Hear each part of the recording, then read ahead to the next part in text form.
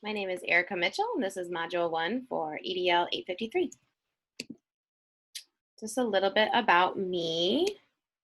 Um, I am a kindergarten teacher in Northern Michigan. I am moving to first grade with my class, so I'm looping this year.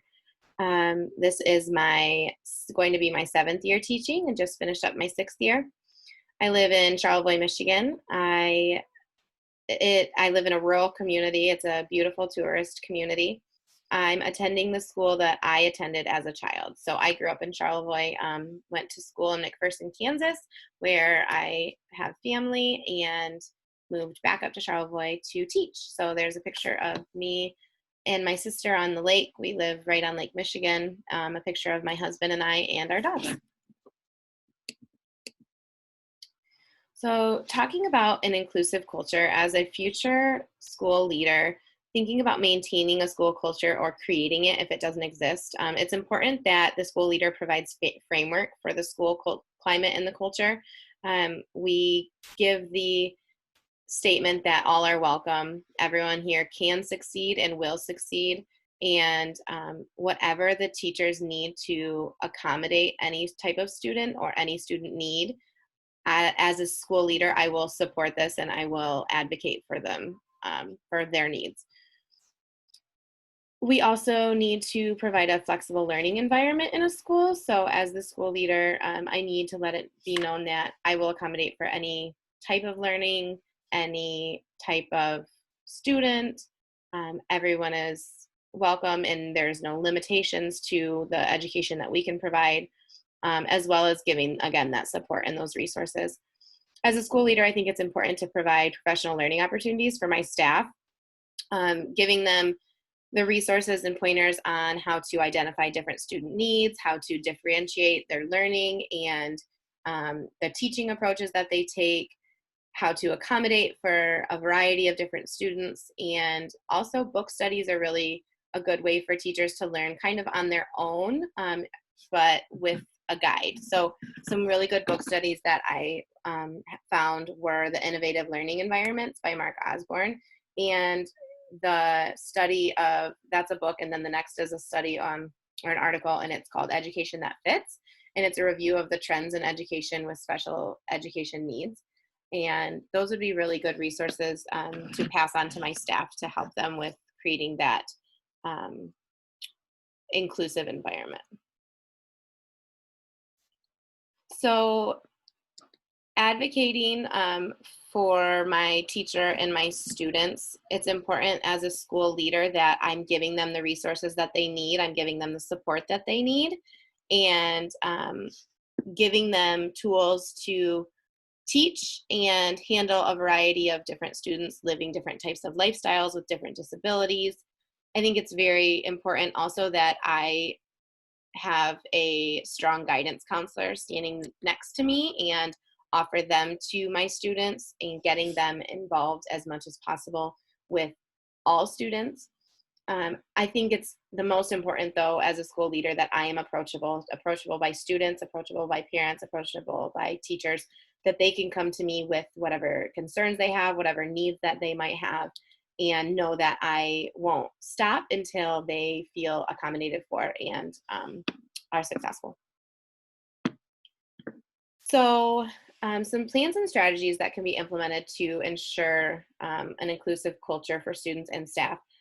Definitely restructuring your school to meet those, to open up that idea of being inclusive, making sure that you have an inclusive school approach with the way that you are providing information to staff, to the way that you are providing resources to students, making it a flexible learning environment. Not all students learn the same, so we can't expect to teach them the same way and expect them to be successful just because we are providing one type of resource. Not all students are going to be successful with that approach. So we need to be flexible, and we need to know that this might not be the way for that student, but it's not the only way. So we need to find a way that works for them.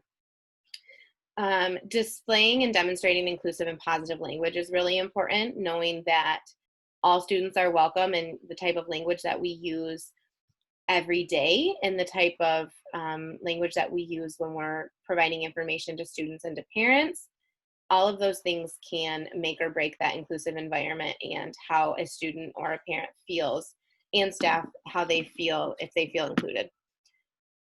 We need to consider different social attitudes towards students as well. They have a lot of different things impacting them. So considering how other students feel about students with disabilities, or are they exposed to students with disabilities? Is it spoken about that this student just learns differently? This student has every right that you have. They are going to succeed just like you are going to succeed, maybe not in the same way or at the same time. But I think that social attitude for students, especially focusing on students with disabilities, is that there's something wrong with them. And if we expose all students to, they just learn differently, and diversity is powerful and we can all benefit from diversity. I think that's the one way that we can start from the bottom and grow our students to have that inclusive attitude.